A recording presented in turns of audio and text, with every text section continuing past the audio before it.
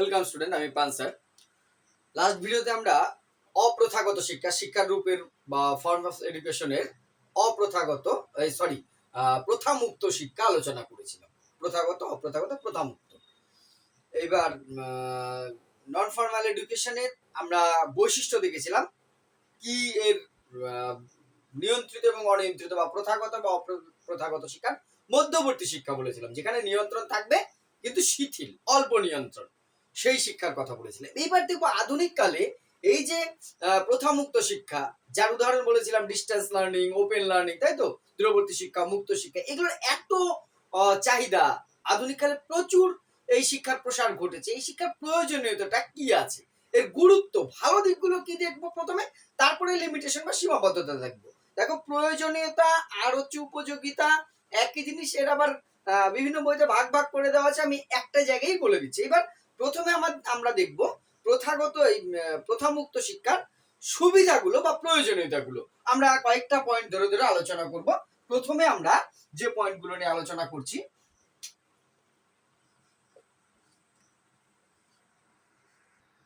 এবারে প্রথম প্রয়োজনীয়তা আমি একবারে সবকটা লিখে নিলাম সময় বাঁচানোর জন্য।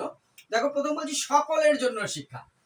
এখন যেটা পৃথিবী জুড়েই চলছে, এডুকেশন ফর অল, সবার জন্য শিক্ষার কথা বলা হয়েছে। এবার প্রথাগত শিক্ষায় দেখো সবার কিন্তু শিক্ষা নেওয়া সম্ভব হয় না। কাদের ক্ষেত্রে সম্ভব হয় না?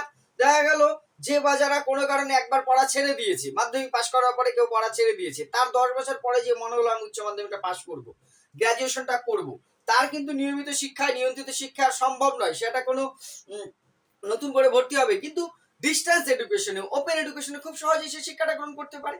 আবার কেউ কোনো পেশার সাথে যুক্ত হয়ে গেল, সে সরকারি হোক বেসরকারি কাজ হোক, কোনো মেয়ের বিয়ে হয়ে গেছে, তার সংসার থেকে নিয়মিত ক্লাস করা সম্ভব নয়, তাদের জন্য আদর্শ কিন্তু শিক্ষার তার চাহিদা রয়েছে, সেই শিক্ষাটা কিন্তু পূরণ করছে কিন্তু এই প্রথা বহির্ভূত শিক্ষাটা। সহজেই ওপেনে বা ডিস্টেন্সে কিন্তু একজন শিক্ষার্থী, একজন ব্যক্তি সারা জীবনের যে কোনো সময় কি করতে পারছে, শিক্ষাটা গ্রহণ করার সুযোগ পাচ্ছে, যেটা প্রথাগত শিক্ষায় কিন্তু নেই। তাহলে এইটা একটা।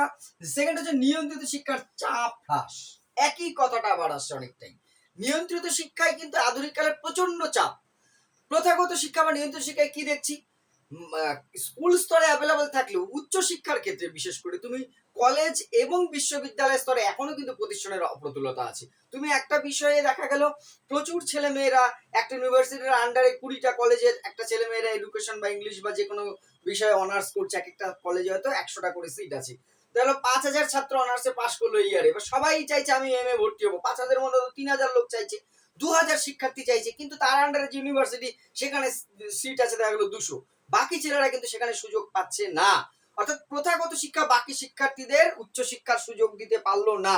তাহলে এই ছেলে মেয়েদের, শিক্ষার্থীদের পড়ার যে সুযোগটা ছিল, প্রথাগত শিক্ষা পারছে না, প্রথাগত শিক্ষা কিন্তু চাপ পড়ছিল, তার বিকল্প হিসাবে কিন্তু এখানে সেই সুযোগটা আসছে। অর্থাৎ প্রথাগত শিক্ষায় ধীরে ধীরে কি হচ্ছে, চাপটা অনেকটাই এখন কমছে, যেহেতু ডিস্টেন্স এডুকেশনের বা ওপেন এডুকেশনেরও যে সার্টিফিকেট, সেটার ভ্যালু সেম, ইকুয়াল ভ্যালু, ফলে এই প্রথাগত শিক্ষার চাপ কিন্তু কমছে। নমনীয় পদ্ধতি, এই যে অপ্রথাগত এই প্রথামুক্ত শিক্ষায় যেটা দেখা যাচ্ছে, পদ্ধতি কিন্তু নমনীয়, ফ্লেক্সিবল, যেখানে যেমন তুমি নিজে পড়াশোনা করতে পারো, স্টাডি সেন্টার থেকে ম্যাটেরিয়াল আনতে পারো, এখানে প্রয়োজন অনুযায়ী ফ্লেক্সিবল। আবার কি, তুমি এখানে একটা সেন্টারে ভর্তি হলে, কোনো একটা ইউনিভার্সিটির আন্ডারে তুমি নদিয়ার কোনো একটা সেন্টারে ভর্তি হলে, তুমি কাজের খাতিরে দেখা গেল তোমার ট্রান্সফার হয়ে চলে গেলে কলকাতাতে বা বর্ধমানে, মেদিনীপুরে বা শিলিগুড়ি, জলপাইগুড়ি কোথাও, সেখানকার যে সেন্টার আছে তুমি কিন্তু সেই সেন্টার থেকে পড়াশোনাটা কন্টিনিউ করতে পারবে। এখানকার তুমি এতদিন ধরে যে কটা সেমিস্টার এখানে পরীক্ষা দিয়েছো বা পড়াশোনা করেছো, সেই ক্রেডিটটা ওইখানে কিন্তু ট্রান্সফার হয়ে যাবে অটোমেটিক। তুমি সহজেই কিন্তু, যেটা রেগুলার স্কুল কলেজে সম্ভব নয়, তুমি এখানে একটি কলেজে ভর্তি হয়েছিল, তুমি আরেকটা কলেজে চলে যাবে, তোমাকে ট্রান্সফার দিয়ে কন্টিনিউ করবে, এটা কিন্তু সুযোগ প্রায় নেই বললেই চলে, কিন্তু সেই সুযোগটা কিন্তু এখানে আছে। এই জন্য বলা হচ্ছে নমনীয় পদ্ধতি, আমার প্রয়োজন অনুযায়ী ফ্লেক্সিবল হতে পারে সিস্টেমটা। প্রথামুক্ত শিক্ষা হচ্ছে নমনীয়। সাক্ষরতা বৃদ্ধি, এটা খুব স্বাভাবিক, আমাদের দেশ বা পৃথিবী এখন সাক্ষরতা বৃদ্ধির উপর জোর দিচ্ছে। এই প্রথামুক্ত শিক্ষা কি করছে, সাক্ষরতা বৃদ্ধিতে বিশেষ ভূমিকা গ্রহণ করছে। যেহেতু এই প্রথামুক্ত শিক্ষা, শুধু আমরা উচ্চ শিক্ষার কথা ভাববো না, প্রাথমিক স্তর থেকে এই যে মাধ্যমিক স্তর, রবীন্দ্র মুক্ত বিদ্যালয়, তারপরে নাইট স্কুল, এই যে এগুলো প্রথামুক্ত শিক্ষার বিভিন্ন কেন্দ্র, এইগুলো কি করছে, আমাদের দেশে সাক্ষরতা বৃদ্ধিতে কিন্তু বিশাল ভূমিকা। একটা সময় আমরা যখন ছোট দেখেছি, নাইট স্কুলের প্রচলন হয়েছিল বয়স্ক শিক্ষার প্রসারের জন্য। এই নাইট স্কুল কিন্তু বয়স্ক শিক্ষার প্রসারে সারা দেশে একটা জাগরণ তৈরি করে দিয়েছিল, মানে বিরাট একটা আলোড়ন ফেলেছিল এবং প্রচুর কার্যকরী ভূমিকা নিয়েছিল বয়স্ক লোকেদের স্বাক্ষর করে তোলার ক্ষেত্রে। অর্থাৎ দেশের সাক্ষরতা বৃদ্ধিতে যেটা প্রথাগত শিক্ষা পাচ্ছে না, নিয়ন্ত্রিত বা অনিয়ন্ত্রিত শিক্ষা পাচ্ছে না, সেটা কিন্তু প্রথামুক্ত শিক্ষা করছে। এটা অন্যতম একটি সুবিধা। স্বল্প ব্যয় বৈশিষ্ট্যতেও এটা বলেছি। প্রথাগত মুক্ত শিক্ষায় কিন্তু ব্যয় প্রথাগত শিক্ষার তুলনায় অনেক কম। আমি এখানে কিন্তু অনিয়ন্ত্রিত বা অপ্রথাগত শিক্ষাকে ধরবো না, কারণ সেই শিক্ষার তো সার্টিফিকেট নেই। প্রথাগত বা নিয়ন্ত্রিত শিক্ষায় যেমন সার্টিফিকেট আছে, প্রথামুক্ত শিক্ষার সার্টিফিকেট আছে, যেটা দিয়ে তুমি আমি চাকরি বাকরি বা সমস্ত ক্ষেত্রে কাজে লাগাতে পারি। এখানে কিন্তু ব্যয় অনেক কম। তুমি একবার ভর্তি হচ্ছে, রেজিস্ট্রেশন করছো, পরীক্ষা দিচ্ছ, ডেইলি যাওয়া আসা, খাতা পেন কেনা, এর ফিস তার ফিস, এই সমস্ত ব্যয়ভার কিন্তু প্রথামুক্ত শিক্ষায় নেই। ফলে তুলনায় অনেক কম খরচে এখানে শিক্ষা গ্রহণ করা যায়। নেক্সট হচ্ছে বৈচিত্র্যপূর্ণ। এই যে প্রথামুক্ত শিক্ষার প্রচুর ভ্যারাইটি আছে, বিরাট রকম। কোথাও ওপেন স্কুল, কোথাও নাইট স্কুল, কোথাও ডিস্টেন্স লার্নিং, কোথাও করসপন্ডেন্ট লার্নিং, পত্রযোগে শিক্ষা, বিভিন্ন রকম ভ্যারাইটি আছে। এখানে পাঠ্যক্রমের মধ্যে ভ্যারাইটি যেমন আছে, শিক্ষা প্রতিষ্ঠানের মধ্যে ভ্যারাইটি যেমন আছে, শিক্ষা গ্রহণের মধ্যে ভ্যারাইটি আছে, বৈচিত্র্যপূর্ণ আছে। একঘেয়েমি নয় এই শিক্ষাটা। পরিপূরক শিক্ষা, এই শিক্ষাকে কখনোই কিন্তু প্রথাগত শিক্ষার পরিপন্থী বলা যাবে না। এটা কি করছে? প্রথাগত শিক্ষার পরিপূরক, মানে সহযোগী হিসেবে কাজ করছে। প্রথাগত শিক্ষা যেখানে ব্যর্থ হচ্ছে, পৌঁছতে পারছে না ইন্টেরিয়র এরিয়ায়, একটা প্রত্যন্ত এলাকার শিক্ষার্থীর পক্ষে দূরের শহরের ইউনিভার্সিটি বা কলেজে রোজ শিক্ষা গ্রহণ করতে যাওয়া সম্ভব নয়, তাদের কাছে কিন্তু পৌঁছে যাচ্ছে এই পরিপূরক শিক্ষা হিসেবে প্রথামুক্ত শিক্ষা। চাহিদা পূরণ, অনেকের এটা আগেও ঘুরিয়ে ফিরিয়ে একই কথা আসছে। অনেকের উচ্চ শিক্ষা বা অন্য শিক্ষা গ্রহণের চাহিদা আছে, তার বিভিন্ন বার্ডেনের জন্য সে শিক্ষা গ্রহণ করতে পারছে না, তাদের চাহিদা পূরণের একমাত্র উপায় হচ্ছে প্রথামুক্ত শিক্ষা। প্রচুর যারা বিভিন্ন পেশার সাথে যুক্ত, বিভিন্ন কাজের যুক্ত, তাদের কাছে কিন্তু এখন একটা স্বপ্ন হয়ে পূরণের জায়গা হয়ে উঠেছে, চাহিদা পূরণের জায়গা হয়ে উঠেছে প্রথামুক্ত শিক্ষা। বিশেষ করে ডিস্টেন্স লার্নিং, ওপেন লার্নিং, যে কোনো বয়সে যে কোনো কেউ শিক্ষা গ্রহণ করার একটা সুযোগ, তার মনে যে চাহিদা আমি এই ডিগ্রিটা করবো, সেই সুযোগটা পাচ্ছে এখান থেকে। নেক্সট হচ্ছে অনুন্নত এলাকায় শিক্ষার প্রসার। অনুন্নত এলাকায় ইন্টেরিয়রের এরিয়াতে রেগুলার শিক্ষা বা নিয়ন্ত্রিত শিক্ষাটা সহজে, ফর্মাল এডুকেশনটা পৌঁছতে পারে না যেখানে, সেইখানে শিক্ষার আলো আজকাল পৌঁছে দিচ্ছে। কারণ এখন ডিস্টেন্স লার্নিং এ যেটা হচ্ছে, অনলাইনে ক্লাস হচ্ছে, খুব সুবিধা, এটা আরো বাড়িতে বসে ক্লাস করছে, ফলে খুব সহজেই শিক্ষার প্রসার করছে। জাতীয় সম্পদের উন্নতি। ওভারঅল শিক্ষা কি করে? আমাদের দেশের মানব সম্পদের উন্নতি করে। হিউম্যান রিসোর্স, একটা মানুষকে যখন সঠিক শিক্ষা দিয়ে, প্রশিক্ষণ দিয়ে উন্নত করা যায়, সে তখন সম্পদে পরিণত হয়, যাকে বলে হিউম্যান রিসোর্স, মানব সম্পদ।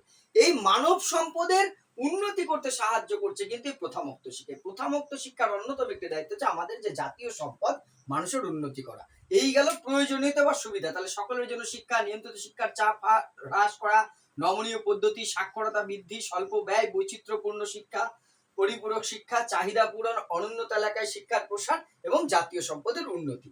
এই গেল এই প্রথামুক্ত শিক্ষার প্রয়োজনীয়তা বা গুরুত্ব। এবারে আসছি আমরা ত্রুটি বা সীমাবদ্ধতা গুলো এবার আমরা আলোচনা করছি। আমি আগে পয়েন্ট কটা সীমাবদ্ধতা লিখে নিই, তারপরে এগুলো একটা আলোচনা করছি। এইবার আসছি আমরা প্রথামুক্ত শিক্ষার লিমিটেশন, সীমাবদ্ধতা, একাডেমিক সিলেবাস যেটা আছে, এর কি কি সীমাবদ্ধতা রয়েছে, ত্রুটি রয়েছে, আমি পয়েন্টগুলো আগে লিখে নিয়েছি। প্রথম হচ্ছে চাহিদা পূরণে ব্যর্থ। কি? এই প্রথামুক্ত শিক্ষা কি করছে? শিক্ষার্থীদের বা ব্যক্তির চাহিদা পূরণে অনেক ক্ষেত্রে ব্যর্থ হচ্ছে। কারণ হচ্ছে প্রথাগত শিক্ষায় যেটা হচ্ছে বা নিয়ন্ত্রিত শিক্ষা হচ্ছে, যখন আমি শিক্ষা গ্রহণ করছি শিক্ষকের কাছ থেকে বা বিভিন্ন সোর্স থেকে, আমি অনেক বেশি তথ্য গ্রহণ করতে পারছি। আমার যা জানার টিচারের কাছ থেকে বা লাইব্রেরিতে, স্কুল থেকে, কলেজ থেকে অনেক সোর্স আছে এখানে। কিন্তু প্রথামুক্ত শিক্ষায় শুধুমাত্র সেলফ স্টাডি, আমার নিজে নিজে শিখতে হবে। আমাকে পিসিপি তে মাঝে মধ্যে ডাকবে, ম্যাটেরিয়াল দিয়ে দেবে, আমাকে নিজে বাড়িতে পড়তে হবে। অর্থাৎ আমি যদি সব জানতাম, তাহলে আমি প্রতিষ্ঠানে গেছি কেন? আমার অসুবিধা আছে বলেই তো আমি প্রতিষ্ঠানে ভর্তি হয়েছি। স্বাভাবিকভাবে কি হচ্ছে, আমার যে চাহিদা শিক্ষার জ্ঞানের, সেই চাহিদা পূরণে এই শিক্ষা কিন্তু ব্যর্থ হচ্ছে।